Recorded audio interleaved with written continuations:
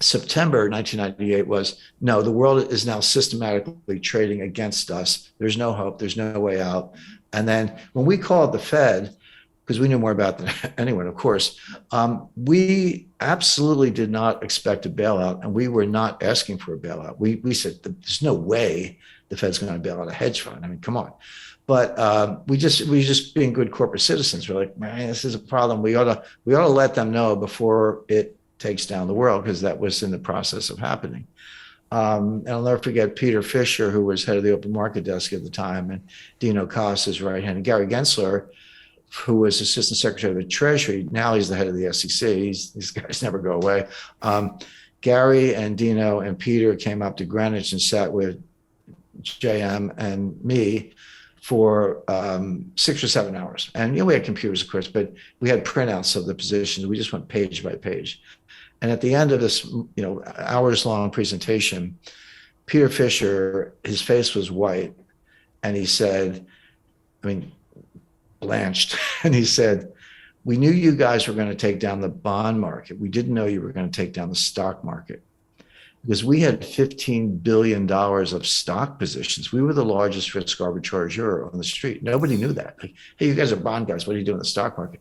We were in every deal. If you go back and look, Lockheed Martin, Lockheed Boeing, Citibank Travelers, MCI WorldCom. You go back and look at the deals of the time. We were in every one up to 4.9%, because you don't have to disclose until you hit 5. So we would cap ourselves out at 4.9. Nobody knew this. And it's like, you guys are going to take down every market in the world. And we would have.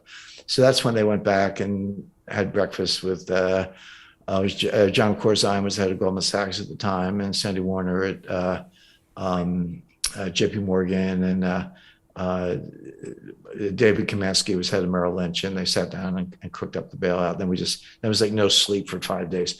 But my point is, the best description of a financial crisis I've ever heard is everybody wants her money back.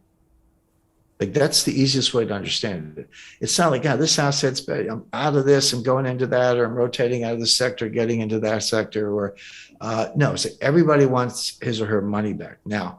And so all asset classes behave the same way. They all go down, and all the spreads widen, and they keep widening until either there's a sequential financial failure, which was happening in 2008, by the way, just to jump ahead to that, or you shut every market in the world. We came within hours of closing every market in the world in 1998. We got the $4 billion in. There's a press release. Things calmed down, not right away, but we still lost more money after that. After Wall Street took us over, we lost another $500 million. But Alan Greenspan cut rates twice in a matter of days, and then things calmed down and kind of went back to normal. Actually, Wall Street made money on that deal. That wasn't their intention. They were trying to save their own skins. But a year later, it was liquidated, and they took their money back with a small profit. But at the time when you're in it, there's no rationality. There's no rotation. There's no safe harbor. It's like everything's going down. And we're getting close to that today.